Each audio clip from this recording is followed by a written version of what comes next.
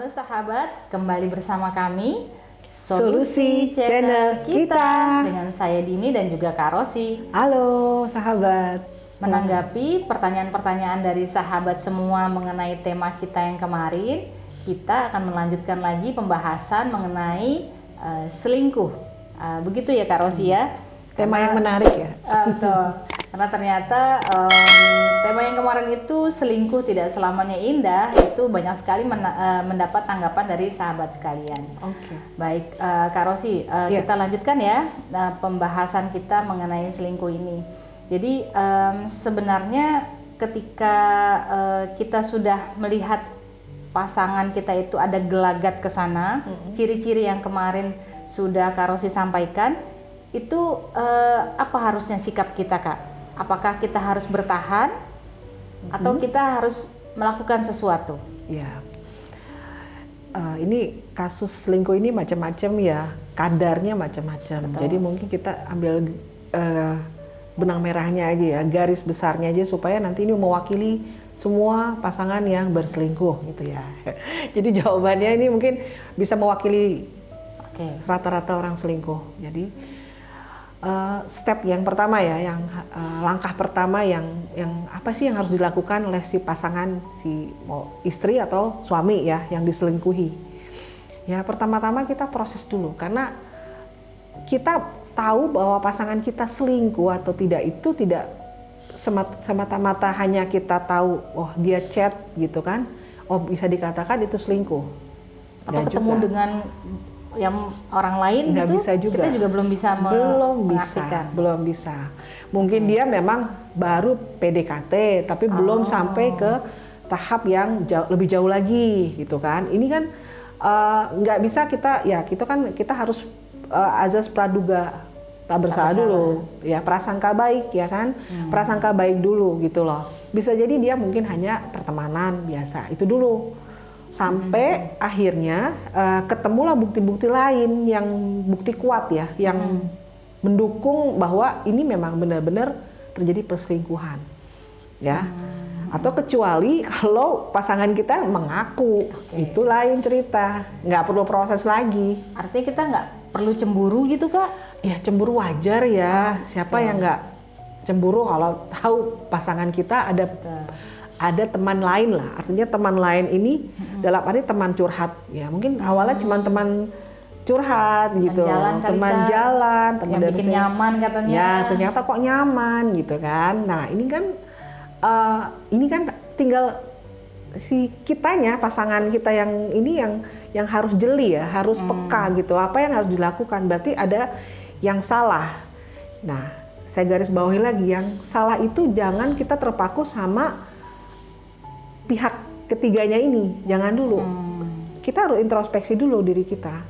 Kita salah apa ya? Sampai kok pasangan kita kok curhat ke tempat yang lain di luar saya gitu. Berarti ya mungkin apa dia nggak nyaman? Ya introspeksi deh, evaluasi nih diri kita. Ya kita itu yang langkah kita yang pertama. Apakah selama ini dalam pernikahan komunikasi berjalan baik atau tidak? Itu. Ini kan pertanyaan-pertanyaan ini mohon dicerna lagi masing-masing yang merasa pasangannya ada gelagat nih. Nah ini coba apakah komunikasinya sudah terjalin dengan baik atau belum? Itu satu, komunikasi yang utama ya. Sudah terjalin, mengerti apa enggak sih, memahami enggak sih pasangan kita? Apa yang masing-masing kan maunya dimengerti ya. Nah sekarang siapa yang mau mengertinya? Kalau sama-sama saling pengennya dimengerti semua gitu kan, harus salah satu yang mau mengerti, ya kan? Biasanya sih ya yang mau mengerti itu perempuan ya, mengerti dulu gitu, karena memang kan ya kalau bilang sama-sama capek ya, istri juga sama ya, pekerjaannya di rumah juga bukan pekerjaan yang ringan ya, sama ngurus rumah itu bukan urusan gampang ya. Ya di rumah juga banyak pekerjaan kan, sama-sama capek. Mengerti itu maksudnya mengalah gitu Kak? Ya ada salah satu mengalah juga. Mengalah artinya gini, bukan cuma hanya mengalah tapi nggak ada solusinya, nggak ada komunikasi bahwa misalkan ada masalah berani nggak kita bicara gitu loh. Si istri atau si pasangan yang diselingkuhi ini mau bicara dengan pasangannya bahwa ini lagi kok ada seperti ini gitu. Ada misalkan ada yang nggak pas gitu, ada yang nggak klik gitu ya. Ada masalah, bisa nggak langsung dibicarakan, jangan didiamkan gitu loh. Ini kan seringkali kan begitu, nggak enak lah, nanti takutnya konflik. Justru di dalam pernikahan ini harus ada komunikasi ini, walaupun konflik itu nggak ada masalah sih sebenarnya. Konflik dalam rumah tangga itu biasa ya, ya kan? Kan kita namanya juga menyatukan dua orang yang berbeda. Betul. Berbeda pandangan, sudut pandang, terus berbeda latar belakang juga gitu kan, dari keluarga yang berbeda juga, cara didikan juga berbeda gitu kan. Nah ini yang memang gimana caranya supaya akhirnya saling mengerti, memahami satu sama lain, kelebihan dan kekurangan. Nih saya garis bawahi, kekurangan pasangan juga kita tahu gitu. Dari awal kita belajar kekurangan pasangan apa dan bagaimana kita bisa melengkapi kekurangan pasangan kita, itu yang penting. Benar nggak? Ini kan ini permasalahannya, kita kenal nggak pasangan kita? Jadi kedua tadi memahami dulu kekurangan. Nah selama ini kenal nggak pasangan kita? Betul. Apalagi misalkan sudah kalau setahun 2 tahun mungkin lagi proses ya, tapi kalau udah lebih dari 10 tahun kayaknya kalau nggak kenal, aduh kemana selama ini gitu loh. Kita jangan selalu disibukkan oleh pekerjaan, tapi urusan rumah tangga kita terabaikan gitu loh.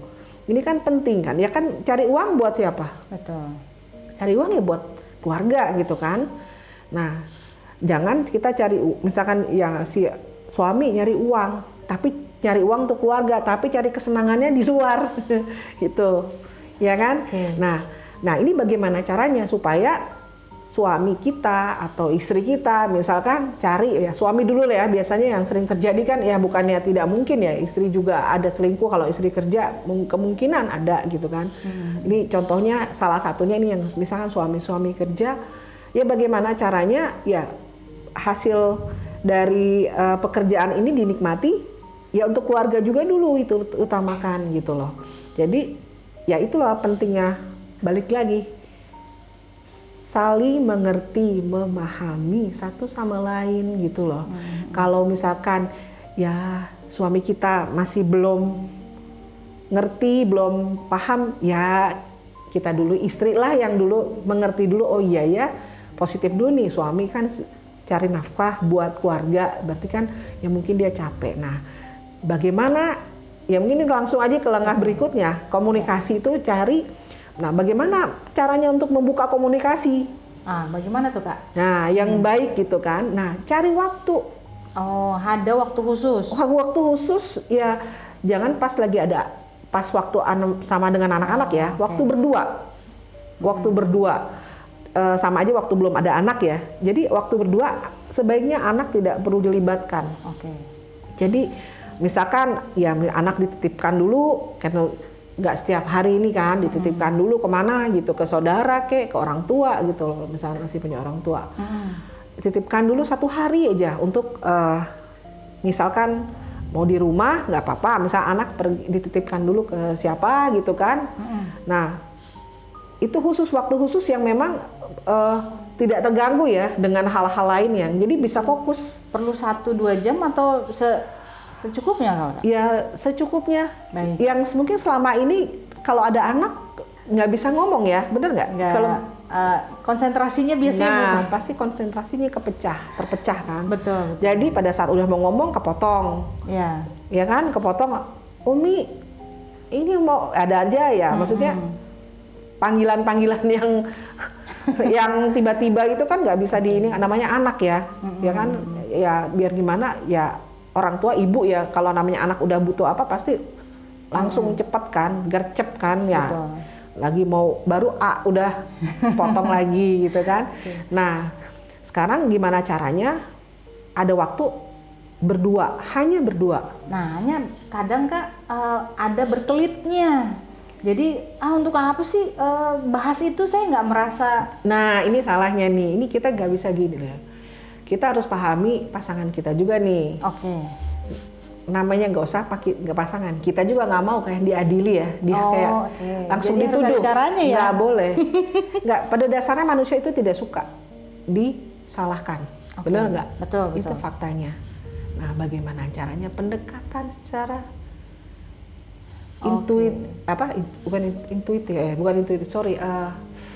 persuasif. Jadi salah nih. Persuasif. Jadi jangan kita udah nuduh. Jadi buat klarifikasi itu jangan dulu deh. Kita cari tahu dulu. Berarti ada yang salah selama ini. Ini ada yang salah komunikasi kita sampai kok dia membuka pintu untuk yang lain. Oke. Gitu loh. Baik. Ya, jadi jangan menyalahkan pihak ketiga dulu. Baik. Ya, garis bawahi, tidak boleh menyalahkan pihak ketiga dulu. Berarti introspeksi, intern berdua dulu, intern dulu. Ini yang salah yang di mana? Di mananya salah? Betul. Ya kan? Ya bisa jadi ya dua-duanya lah. Kita lebih adil, dua-duanya pasti ada andil salahnya gitu loh. Karena itu komunikasi kembali lagi. Oke. Semua itu yang terpenting ternyata ya Kak. Ya, itu penting, sangat penting komunikasi. Kita nikah ini kan buat apa sih tujuannya? Ya kan untuk mengenal satu sama lain, apalagi saling mendukung, saling support ya, saling mendukung, saling melengkapi. Apa yang nggak ada di kita, adanya di pasangan. Betul nggak? Jadi luar biasa ya ternyata. Jadi kita harus mengesampingkan hambatan-hambatan komunikasi gitu ya. Betul. Jadi tadi kalau tidak tipikal yang tidak bisa diceramahi gitu Kak. Ya, harus samain frekuensi dulu lah. Ini kan kita kayak gini ya. Saya sama Dini. Kita kan awalnya mungkin kalau baru kenal mungkin kita saling menyamakan frekuensi biar nyambung. Bener nggak? Betul. Berarti kalau ada nggak nyaman dengan pasangan atau teman kita, berarti ini ada frekuensi yang berbeda. Jadi kita ngomong apa dia nggak pahamin. Teman kita atau pasangan kita atau anak kita mungkin tidak memahami dan ngerasanya nggak nyaman. Itu berarti nggak sampai ya apa yang ya itu frekuensinya. Oke, baik. Nah, permasalahannya kita yang mau nyamain apa orang menyamain frekuensi kita? Coba saya tanya. Oh ya, kalau ternyata kita yang harus menyamakan itu sebenarnya bukan kita kalah ya Kak ya? Bukan. Nah, ini egonya harus diturunkan dulu nih. Kalau mau kita mencari solusi, sama-sama menurunkan ego. Taruhlah begini, pasangan kita ya namanya juga ya dia mungkin nggak ngerasa salah ya. Kita harus menurunkan ego kita dulu. Oh baik. Bukan berarti misalkan gini udah nyata-nyata, misalkan ada bukti dia selingkuh atau gimana, kita turunkan ego juga. Kita nggak bisa menyelesaikan masalah itu, mencari solusi kalau kita sama-sama emosional, nggak bisa. Jadi harus dengan kepala dingin berarti ya? Kepala dingin. Hati yang dingin juga berarti. Semua siram air dulu. Harus siram air dulu kayaknya ya. Jadi kalau sama-sama panas kira-kira ada solusinya nggak?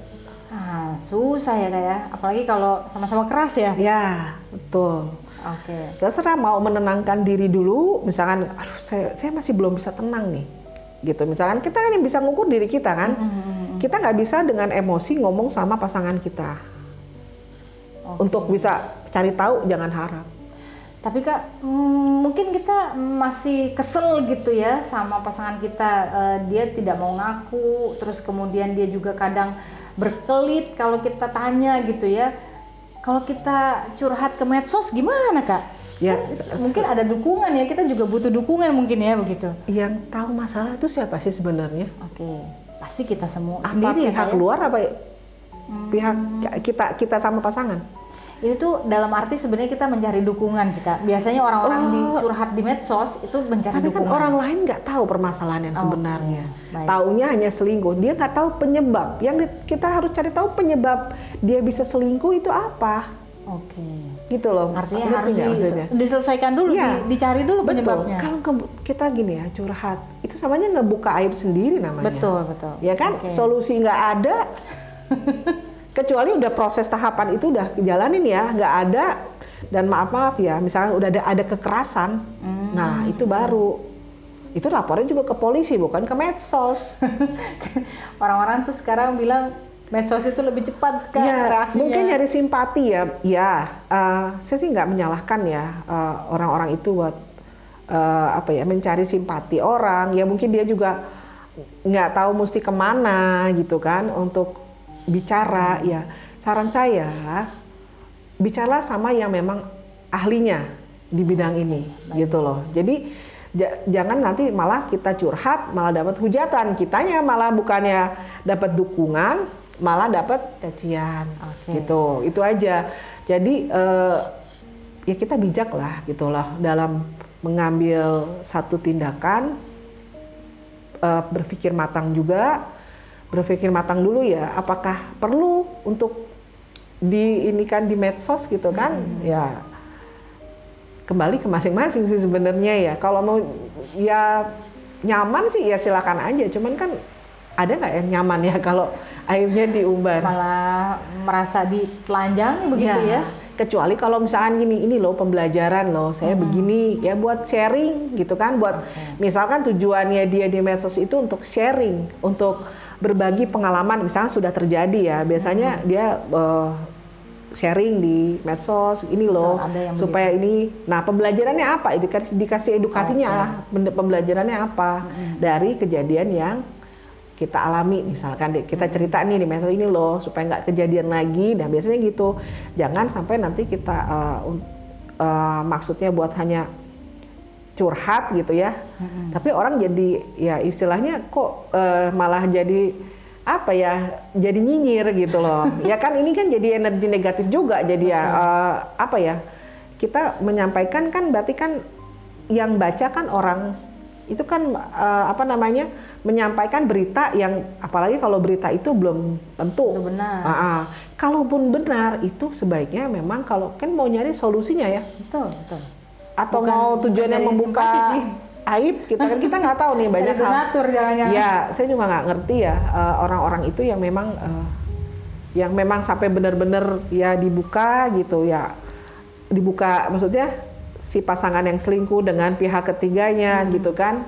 Ya untuk pembelajaran ya buat kita lebih waspada boleh, nggak apa-apa, bagus. Cuman kebanyakan orang nyinyirnya ya kali ya daripada yang positifnya. Menyalahkan pihak ketiganya itu sih. Nah kebanyakan menyalahkan, memang kita juga nggak bisa pungkiri ada gitu kan, ada andil, atau bisa jadi mungkin pihak ketiga itu memang tidak tahu awalnya. Kan ini kan saya mewakili beberapa orang ya yang selingkuh.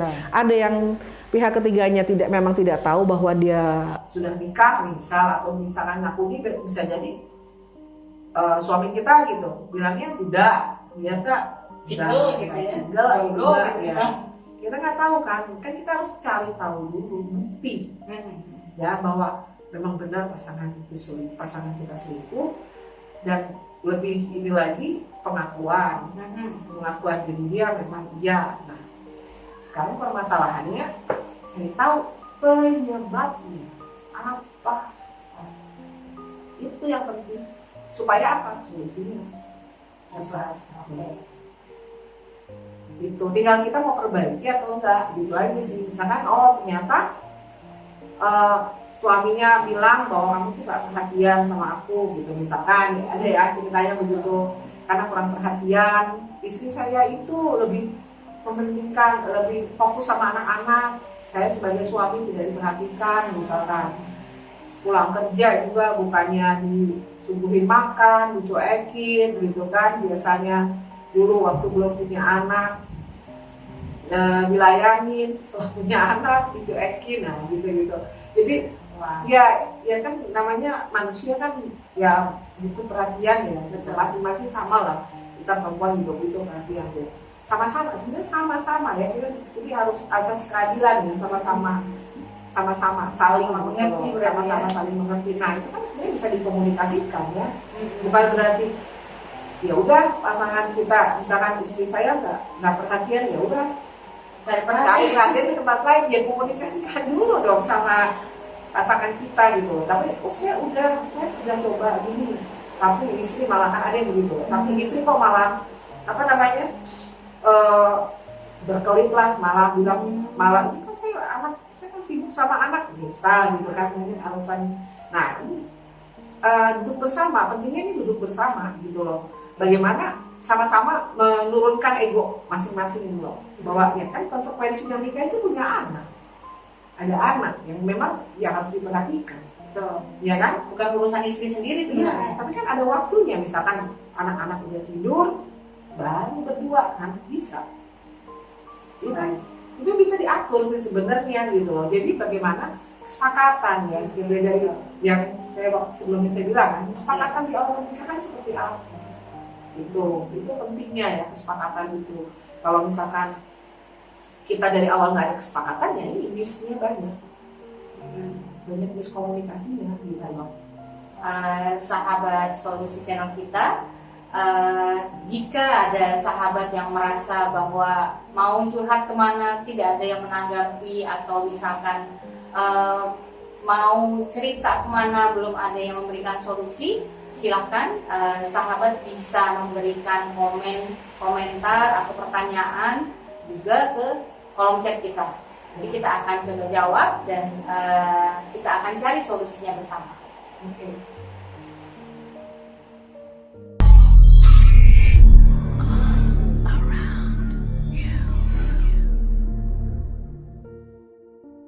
Oke sahabat, tadi kita sudah mendengarkan tentang bagaimana ketika kita menemukan pasangan kita ternyata berselingkuh. Jadi Kak Rosi tadi menyebutkan adanya komunikasi dulu, terus kemudian bagaimana kita memahami pasangan kita untuk bisa mencari solusi terbaiknya. Sebenarnya ada nggak sih Kak langkah-langkah selanjutnya gitu yang harus kita lakukan untuk mengatasi hal ini? Ya ini kan terkadang ya memang kita suka bingung ya, si istri ini ya, anggapnya kita yang selingkuh itu suami ya, ini kita ngomongin seperti suami yang berselingkuh, istri bingung mesti gimana gitu ya, langkahnya apa sih yang dilakukan dulu gitu kan. Jadi yang biasanya dilakukan istri kan kemana-mana dulu kan, ngumbar ini gitu kan. Jadi saking mungkin panik gitu kan, emosi, marah ya, kecewa, sedih gitu kan, campur aduk semua, dirasa semua gitu kan. Jadi semua bergejolak ya. Jadi yang ada bingung mengawalinya gimana, langkah awalnya seperti apa. Yang ada biasanya langkah itu kan langsung si suaminya kayak dihakimi lah gitu ya, frontal gitu ya, frontal biasanya dengan emosi. Nah sekarang kita kan tujuannya kita mau untuk langkah selanjutnya ini kita mau melanjutkan atau menyudahi ya kan dari perselingkuhan ini ada macam-macam ya. Mau kita tindak lanjuti untuk akhirnya tetap dipertahankan pernikahan ini, berarti kan kalau dipertahankan dia tidak mengulangi untuk berselingkuh gitu kan. Nah atau ya sudahi ya, mungkin sudah capek juga dengan perselingkuhan suaminya misalkan ya kan. Ini kan pilihan ya kan, semua kembali ke masing-masing, jadi ke masing-masing istri, masing-masing pasangan gitu ya. Jadi ini kita bicara kalau yang mau dilanjutkan ya, kita mau melanjutkan ini tahapan awal yang memang harus dilakukan, tahap awal sekali ya yang memang harus dilakukan. Si istri ini ajak suaminya untuk duduk bersama. Kalau suaminya bisa diajak bicara, ini kalau bisa diajak bicara, duduk baik-baik. Artinya ada itikat baik ya, juga dari suaminya untuk memperbaiki. Tapi dengan catatan jangan emosi, tidak pakai emosi, harus tenang. Karena ini kan apapun sebenarnya masalah ada jalan keluar kalau kitanya tenang, hati dan pikiran tenang. Tapi faktanya kan apa? Susah Kak, gimana? Apalagi kita udah emosi. Ya, jadi udah subjektif lah, semua udah pusing, udah nggak tahu mesti apa yang harus dilakukan. Ujungnya di mana juga nggak tahu. Nah, ya intinya awalnya biasanya saya ingin udahin aja deh gitu kan, saya ingin udah nggak mikir. Tapi kan di satu sisi sebenarnya masih bisa diselamatkan. Misalkan ternyata ya suaminya menyesal gitu kan dengan perselingkuhan itu, walaupun mungkin ya karena penyesalan karena kegap lah kan, ketahuan ya. Kalau nggak nyesal ya lanjut ya kan. Ini mau yang mana dulu nih? Ini mau yang misalkan udah menyesal. Ini kan sebenarnya kan permasalahannya kan kembali ya ke istri dulu nih, yang kita fokuskan istrinya dulu nih, bisa mau merangkul kembali suaminya atau enggak gitu loh. Nih, mau yang mana dulu nih? Baiknya sih yang kasus ketika istri mau bertahan, Ya, oke. Nah, merangkul suami. Oke deh, saya mau maafkan, tapi yang penting dia tidak mengulangi lagi. Ada catatan? Ada catatan, dia tidak mau mengulangi. Oke. Nah, ini jadi masalah, saya mesti gimana ya? Mulainya gitu kan? Mau mulainya gimana gitu? Karena ya serba bingung, serba apa ya? Campur aduk perasaannya gitu ya. Nah, ini yang penanganan yang sebenarnya harus dilakukan oleh ya, penanganan itu apa sih? Istrinya yang harus bisa berdamai dulu dengan dirinya gitu loh. Tenang Harus tenang, kondisi tenang, hati dan pikirannya tenang. Memang nggak semudah membalik telapak tangan ya. Karena ya namanya orang lagi masalah kan, kita nggak tahu, namanya kita lagi pusing ya, lagi kondisi ini apa namanya, kita nggak objektif kan terkadang ya, segala sesuatu jadi subjektif gitu loh. Namanya semua di bawah perasaan. Nah, ini kan perlu penanganan gitu. Ada yang bisa dia mengatasi, keluar dari masalahnya, ada yang bisa, tapi ada yang nggak bisa karena udah depresi, dia udah depresi berat, udah stres dengan kondisi ini, sampai anak-anaknya juga diabaikan, ya kan, anak-anaknya juga sampai terabaikan lah, nggak diperhatikan gitu loh, karena dia sibuk dengan dirinya, dengan dia nggak tahu mesti bagaimana, dia sibuk dengan kemarahannya dia gitu loh, dengan suaminya kecewa yang uring-uringan lah, nggak jelas ya, penting dia tuh malah lebih ke fokus ke masalah ke pelakornya, biasanya begitu kan, pihak ketiganya yang dia ini kan ya. Padahal kalau misalnya kita masalah ke pelakor ya suaminya bisa juga nanti ada pelakor si A, nanti bisa ke pelakor yang si B atau si C, sama aja kan gitu. Kan yang perlu dibenahi kan, yang perlu sebenarnya ya si istri tadi sama suaminya. Betul. Ya kan, benar nggak? Kalau pihak luar itu kan hanya ininya aja, apa ya? Pemicu aja gitu. Nanti kalau dianya nggak secara ininya mentalnya nggak kuat ya ada godaannya, bergoda lagi. Ya kan, benar nggak? Kesadaran bahwa oh iya ya, dengan perselingkuhan itu kan ternyata buat masalah kemana-mana gitu kan. Ya jadi pertama istrinya dulu yang harus ditenangkan gitu loh. Jadi bagaimana bisa menenangkan dirinya. Ada yang bisa menenangkan diri sendiri, ada yang bisa, ada yang nggak bisa. Ada ya, harus dibantu orang lain, harus dibantu pihak lain, ada misalkan dengan dia konseling lah ya, untuk konseling gitu, untuk konseling supaya dia bisa menenangkan diri, konsultasi atau healing. Nah, artinya sebenarnya berbagai macam cara bisa dilakukan dengan menenangkan diri itu kan, seperti yang kita pernah bahas di topik yang sebelumnya ya, bagaimana berdamai dengan diri sendiri. Nah, itu sebenarnya satu cara yang memang itu bisa dilakukan gitu. Tapi kalau ternyata dia nggak bisa, saya sudah coba, tapi ternyata nggak bisa gitu ya. Mau tidak mau ada pihak luar, tapi yang memang ahlinya, yang ahlinya untuk bisa membantu, untuk bisa keluar dari masalah dan akhirnya dia bisa menerima kesalahan dari suaminya gitu. Itu dulu harus bisa menerima, itu memang nggak gampang, cuman butuh proses, tapi mau berapa lama? Sedangkan ini ada anak, kalau yang sudah punya anak, ada anak yang harus diperhatikan. Dia ngelihat orang tuanya seperti ini, dia bingung mesti gimana, kan gampang kemana-mana.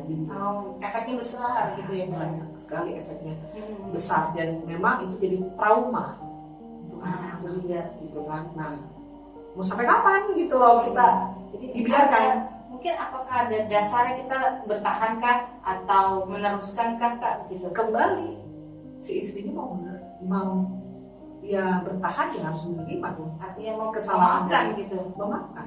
Itu dulu, mau memaafkan. Sebenarnya gini, masalah memaafkan itu bukan berarti kan kalau gengsi kan, orang banyak kan gengsi ya untuk orang dia yang salah, ngapain harus dimaafkan. Tapi sebenarnya yang rugi itu dirinya juga, karena dengan dia tidak memaafkan, dia menyimpan luka, menyimpan luka batinnya dia. gitu. Sampah-sampah emosinya dia pikiran negatif terus ada gitu. Walaupun nanti akhirnya sudah pisah pun dia masih nyimpen itu. Ibarat nyimpen virus, kebencian, ada trauma itu kan memang harusnya dilepas, nggak perlu disimpan. Trauma itu, trauma perselingkuhan gitu. Itu walaupun nanti dia udah putus, nanti dia menikah lagi dengan yang lain misalkan, atau tidak menikah, itu trauma itu masih melekat. Baik, gitu. Oke, sahabat, kita tahan dulu sebentar. Kita akan coba diskusi lebih jauh lagi cara bagaimana untuk menghilangkan trauma itu, sehingga meskipun tadi yang Kak Rosi sampaikan ya, bahwa setelah mungkin menikah lagi atau mungkin bertahan dengan pasangan yang sudah pernah mengkhianati gitu ya, bagaimana caranya supaya kita bisa menghilangkan trauma itu dan berjalan hidup normal kembali gitu ya. Sebentar, kita akan kembali setelah break berikut.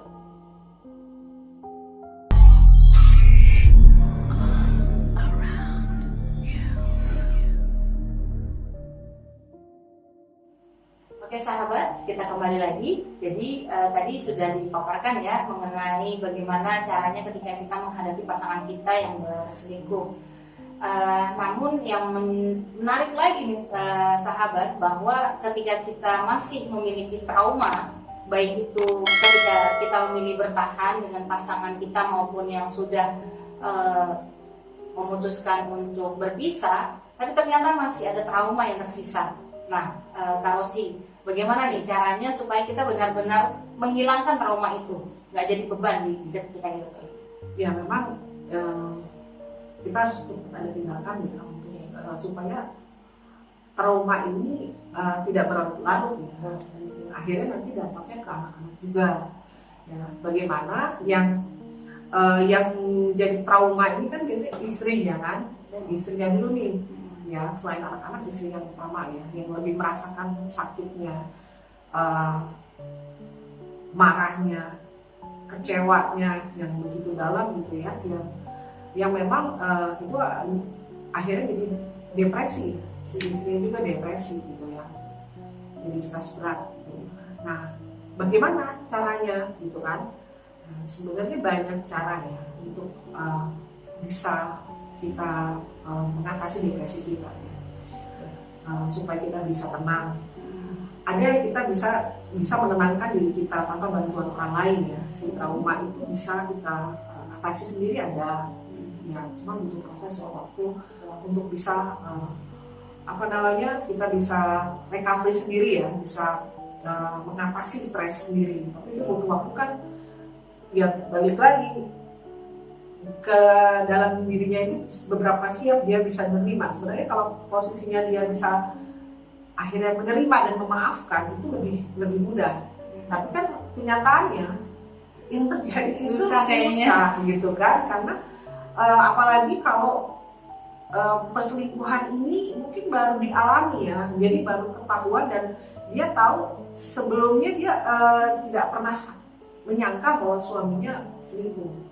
Jadi tidak pernah terbersit gitu loh. Jadi bukan dari awal dia tahu. Kalau dari awal dia tahu suaminya sering selingkuh, mungkin udah nggak kaget ya. Dia terima lah dari pas sebelum pernikahan, waktu masih pacaran mungkin dia tahu suaminya nggak setia gitu loh. Tapi dia tetap akhirnya melanjutkan ke jenjang pernikahan. Tapi dengan catatan dia memang sudah nggak kaget lagi dengan kelakuan suaminya gitu loh.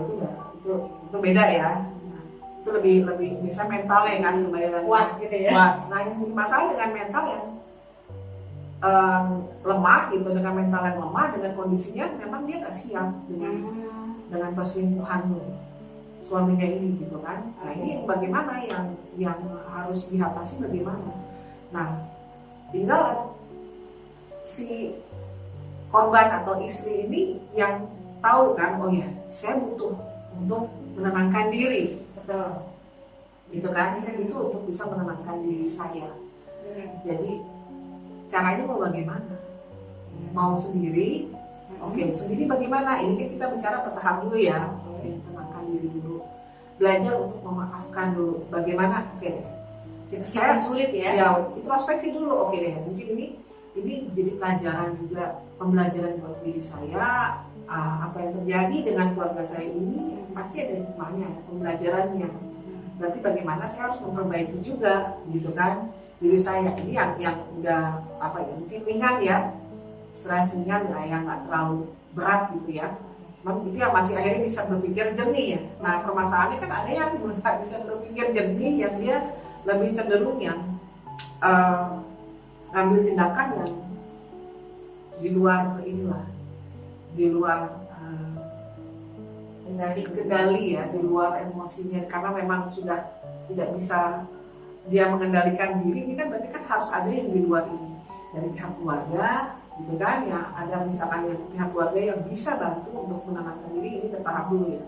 Kalau ternyata nggak ada, ya mau pihak luar selain keluarga yang ahli, misalkan psikolog atau psikiater gitu loh, atau mungkin psikolog udah, psikiater udah, tapi kan memang harus ada tindakan gitu loh, tindakan lebih lanjut lagi yang dia bisa tenang gitu, jadi bisa akhirnya dia bisa mengendalikan emosinya gitu kan. Nah biasanya satu tindakan ini adalah yang biasa yang dilakukan ini biasanya dengan hipnoterapi. Oh, hipnoterapi Kak? Ya, hipnoterapi. Jadi apa tuh Kak? Itu hipnoterapi itu adalah satu jenis ya, satu jenis terapi yang menggunakan hipnosis. Ya, hipnosis yaitu tindakan memasuki alam bawah sadar seseorang untuk memberikan sugesti tertentu, itu untuk menenangkan. Seperti ya, jadi apa dibuat gitu? relax, dibuat tidur tapi tidak tidur, tapi dia ada di alam bawah sadar. Jadi masih bisa diajak komunikasi gitu loh, bukan benar-benar tidur ya, bukan gitu. Jadi dia tidur, raganya tidur, tapi alam bawah sadarnya nggak tidur, masih bisa mendengar suara. Kan ada yang seperti itu ya, tidur tapi masih sadar gitu kan, itu ada, itu bisa. Dan sebenarnya itu hipnosis itu menidurkan sistem saraf ya, jadi menidurkan pikiran kita gitu loh, supaya si pikiran ini nggak berjalan gitu loh, supaya kita yang kita komunikasinya memberikan sugesti dengan alam bawah sadar aja, dan tidak dengan pikiran. Kalau pikiran lebih cenderung deny ya, menolak ya. Biasanya kita kan pikiran kita berhadapan dengan ego kita, itu yang jadi masalah ya. Kalau misalnya kita kasih tahu misalkan udah tenang ya, kalau dalam kondisi sadar susah langsung. Oke, berarti artinya ditidurkan agar semua energi negatif itu bisa hilang ya, gitu. Karena posisi dengan pikiran tidur, sistem saraf berarti kan ditidurkan. Posisi hipnosis itu, sistem sarafnya tidur. Jadi otomatis pikiran dia nggak bisa berpikir, nggak harus. Jadi kita masuknya ke alam theta, yaitu alam bawah sadar. Jadi yang memang kita komunikasinya bukan dengan pikirannya dia, dalam alam bawah sadarnya. Itu mungkin ada sahabat yang mungkin bertanya gitu ya, mengenai kekhawatiran apakah nanti ketika di hipnoterapi itu diketahui aib-aibnya, itu ya, bagaimana? Sebenarnya kan tujuan dari hipnoterapi ini apa sih gitu, untuk membuat seseorang itu bisa fokus dengan masalahnya dan bisa rileks, sehingga perasaannya dia dan emosi negatif masa lalu itu bisa dikendalikan. Oh, jadi bukan diumbar-umbar gitu ya? Jadi kita membantu si klien kita ini gitu, si klien ini supaya dia bisa tenang dulu nih. So pikirannya nggak jalan, karena kan emosinya kan kalau lagi kita sadar ini masih bergejolak ya, berarti lagi sadar ya. Ya kan pikirannya masih jalan ya, kita agak sulit ya untuk bisa kita memberikan sugesti itu, kita istilahnya memberi masukan gitu ya, kayak kita kalau udah tenang ya kan, pasti jawabannya apa?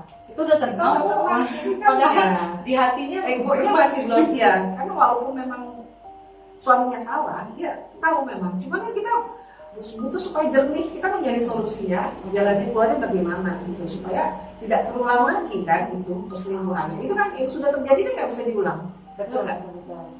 Kita nggak bisa ngulangin ya kejadian masa lalu ya, sudah lewat, kita ulangi lagi ya, artinya bagaimana memperbaikinya gitu, supaya tidak terulang lagi gitu kan.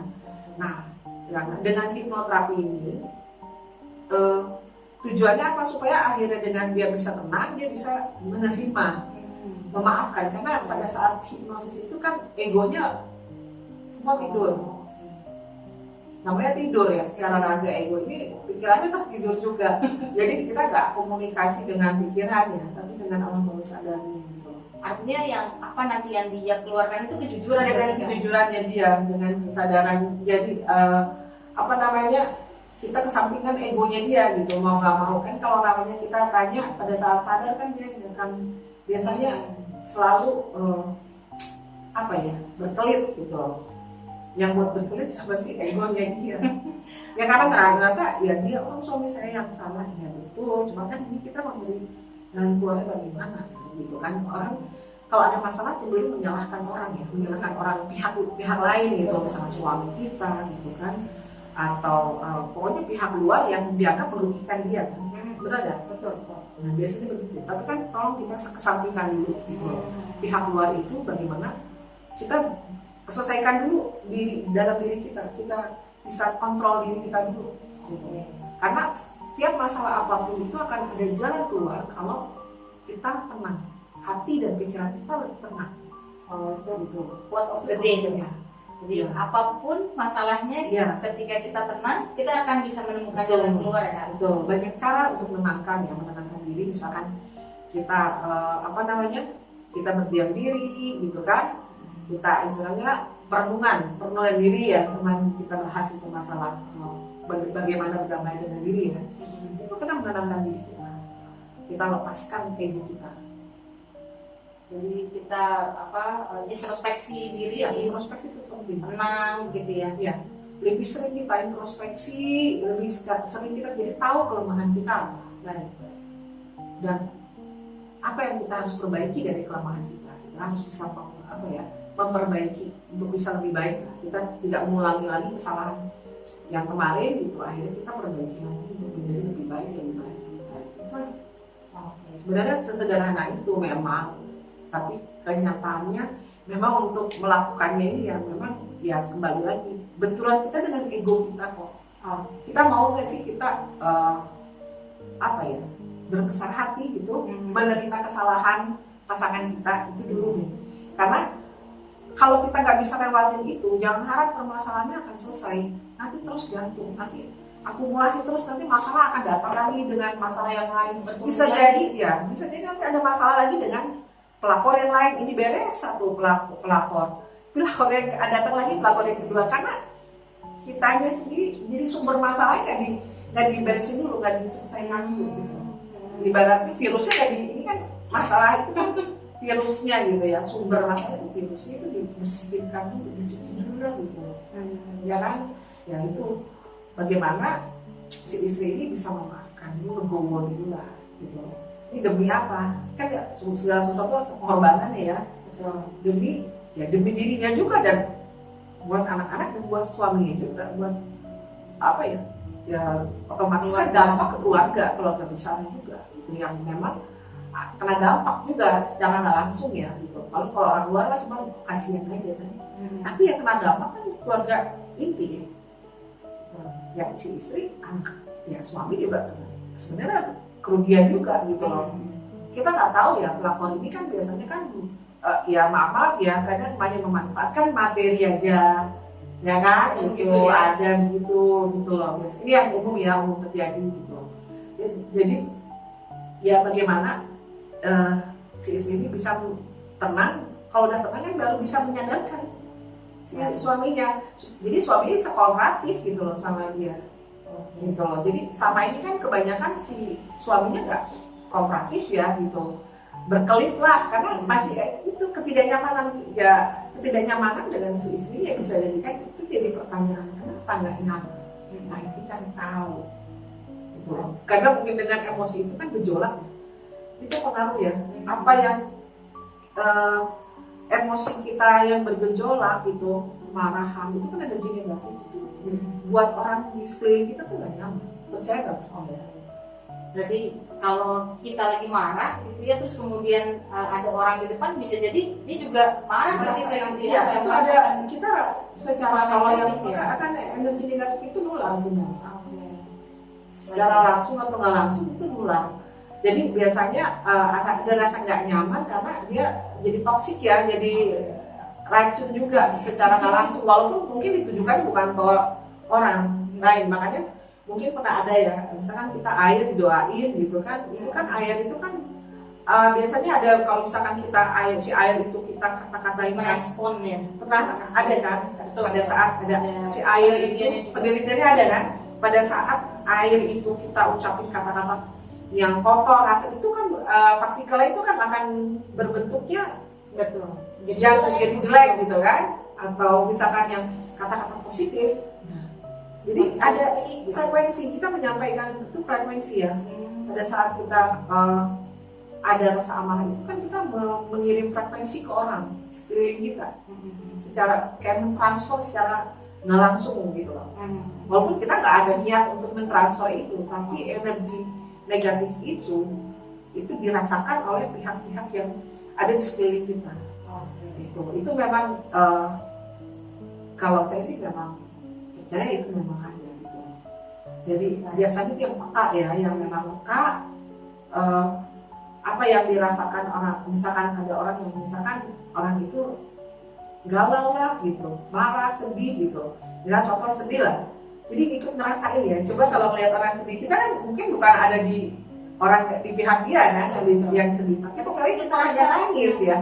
Nah itu contohnya itulah hal-hal yang sering kita lihat ya, seperti itu. Makanya tindakan itu yang harus dilakukan ya, harus cepat-cepat ada tindakan supaya si istri ini ya tidak, traumanya ini atau depresi tidak berlarut-larut. Ya, dengan tindakan itu kita bisa move on gitu ya. Ya minimal bisa terkontrol dulu emosinya. Jadi kan biar supaya ini nanti dampak ke anak-anak.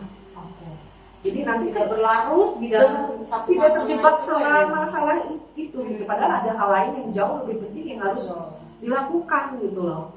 Yang belum, anak-anak juga butuh orang tuanya kan.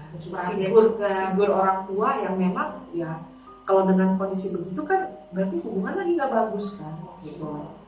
Dengan nggak bisa dengan pura-pura kan. Memang solusi harus cepat diselesaikan. Jadi jangan biarkan masalah apapun itu menggantung. Tapi pesan saya itu aja. Baik. Oke, sahabat solusi channel kita, luar biasa ya, dari tadi permasalahan selingkuh gitu ya, membuat banyak hal yang kita bisa ambil pelajaran dari situ, mulai mencari ketenangan diri, terus kemudian kita harus belajar mengikhlaskan tadi, memaafkan begitu ya. Dan sepertinya ini akan jadi program selanjutnya nih Kak, mengenai kita berbicara mengenai bagaimana menghilangkan trauma ya. Betul. Gitu ya. Kayaknya akan banyak pertanyaan dari sahabat seluruhnya nih. Baik, karena keterbatasan waktu juga, kami pamit dulu, sahabat solusi channel kita. Saya undur diri, mohon maaf apabila ada salah. Dan kita bertemu lagi di episode selanjutnya bersama Solusi Channel kita.